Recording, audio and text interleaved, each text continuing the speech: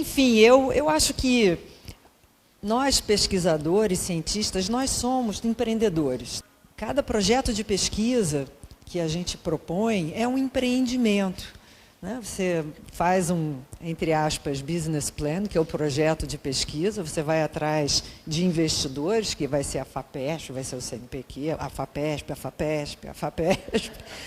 E aí você tem que executar aquilo, e, enfim, só que aquilo não dá lucro, aquilo dá o lucro, dá um lucro gigante, que é o conhecimento, na forma do conhecimento, né? E dependendo se você está fazendo pesquisa básica ou uma pesquisa mais aplicada, esse conhecimento está mais perto está mais perto de ter um impacto na sociedade, né? Ou mais ou menos perto de ter, mas tudo tem um valor muito, muito grande. E eu tenho 26 anos de USP, eu brinco que eu fiz vestibular em 1984 para a PUC do Rio e nunca saí da universidade, né? Aí fiz graduação, mestrado, doutorado, troquei o Rio pela FAPESP, vim para São Paulo, né? Estou aqui na USP.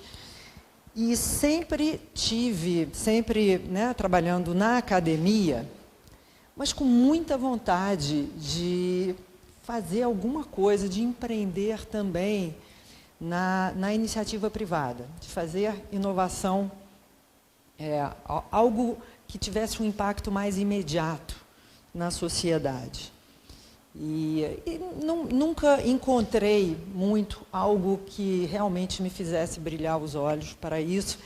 Pode ser até um viés de um treinamento muito voltado para a ciência acadêmica, para a pesquisa acadêmica, para a pesquisa básica. Por exemplo, enfim, teve muita repercussão o trabalho que o nosso grupo fez com células-tronco embrionárias na época. Então, em 2008, o nosso laboratório estabeleceu umas primeiras linhagens de células-tronco embrionárias humanas aqui no Brasil, e essas células-tronco, elas são muito versáteis, você pode transformar elas em vários tipos de células e tecidos de diferentes órgãos. Então, existe todo um interesse, né, em terapia, em usá-las para terapia. E as pessoas ficavam muito frustradas quando me perguntavam o que eu ia tratar com essas células, porque eu dizia, olha, na verdade, eu estou interessada em olhar como se comporta o cromossomo X dessas células durante o desenvolvimento embrionário. Quer dizer, era uma pesquisa super básica. Esse que era a minha curiosidade, meu interesse. Mas, ao mesmo tempo, isso que a gente fez fomentou aí, o uso dessas células como não só uma ferramenta de pesquisa, mas também, né, de talvez desenvolvimento para vários grupos aqui no Brasil. Mas, enfim, eu sempre com esse olhar, esse treinamento, esse viés de ter a curiosidade pela a ciência básica. E, ao mesmo tempo, né, eu acho que a gente tem uma trajetória aí de uma certa muralha da China e um preconceito entre a academia e a iniciativa privada. Até hoje, eu estou empreendendo fora da universidade agora pela primeira vez, né? E até hoje você ouve, pô, mas ela vai querer ganhar dinheiro? Como se isso fosse assim um pecado, né? Isso por si só já representa. Não interessa que o dinheiro vai ser uma consequência de algo que vai trazer um crescimento para a sociedade, tal, né? Aquela coisa. Então, e tem sido muito bacana assistir, ao longo desses 26 anos de USP, uma mudança, né? Isso mais está muro de Berlim, né? Que a turma está quebrando esse muro, seja por novas gerações, né, que vão entrando, então vão oxigenando a cultura da academia, como também, por exemplo, quando a FAPESP cria programas de incentivo à inovação, os PIPs, né, dizendo, olha, nós queremos, nós apoiamos, nós achamos que isso é ótimo, queremos ajudar vocês a identificar coisas que vocês estão fazendo aqui que possam chegar mais perto da sociedade mais rapidamente.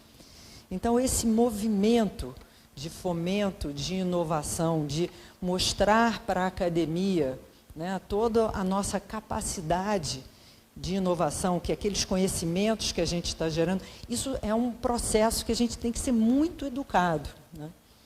E aí essas trilhas, então você tem uma questão de ideologia e a gente conseguir fazer mais inovação dentro da universidade passa por haver todo um movimento de mudar essa cultura, de valorização dessas iniciativas, dessa inovação, né, mais próxima do mercado, para a comunidade toda, e isso eu acho que valia muito a pena, e a gente vem discutindo, né, como inserir, por exemplo, disciplinas sobre inovação, como deixar isso tipo top of mind também dos nossos alunos. A gente ainda tem um viés de uma formação acadêmica muito voltada da academia para a academia, né?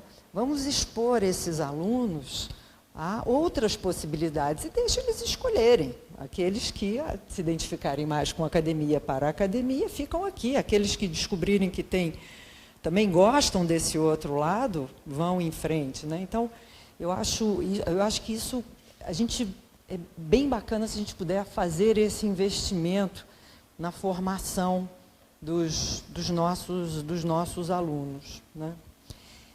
E aí, finalmente, tem essa coisa prática da gente, como professor, saber como é que fica a minha posição dentro da academia se eu resolver empreender. Isso foi um certo sofrimento para mim nessa trajetória, e depois a gente pode conversar sobre essa trajetória agora de criar uma startup, de você saber o quanto eu posso conciliar o meu papel de pesquisadora, que eu amo ter lá o meu laboratório e fazer as pesquisas e ter os alunos de pós-graduação e dar as minhas aulas, com ser uma empresária. Qual é o limite que eu tenho, né, para fazer isso, fazer direito, né? Não quero fazer nada debaixo dos panos, enfim, eu acho que muitas vezes por não estar claro quais são os caminhos legais, né, a gente fica um pouco sem saber e um pouco inseguro. E a outra coisa é como é que eu incluo a USP nisso? Por enquanto, essa minha startup, que é uma startup em genômica, é uma biotech também baseada na diversidade da genética da nossa população, por enquanto ela está ali no CIETEC, que é uma incubadora, mas ela não tem um vínculo ainda com a USP, né? Como é que eu posso? Quais são os mecanismos que eu tenho para aproveitar, poxa, esse mundo, esse universo de conhecimento, parques de equipamentos e tudo que a USP tem, para eu também ajudar a acelerar a empresa? Também não está muito claro como é que a gente faz isso de um ponto de vista rigoroso, direito, né? Então, eu acho que a gente ter esses caminhos mais claros para os professores da USP vai ajudar muito o nosso corpo docente tomar coragem e saber por onde vai. E os diferentes níveis de envolvimento, né, que cada um vai querer ter. De repente alguém tem uma ideia e diz, olha, esse aluno de pós-doutorado vai virar o empresário e eu sou lá um consultor científico. No meu caso, eu precisei...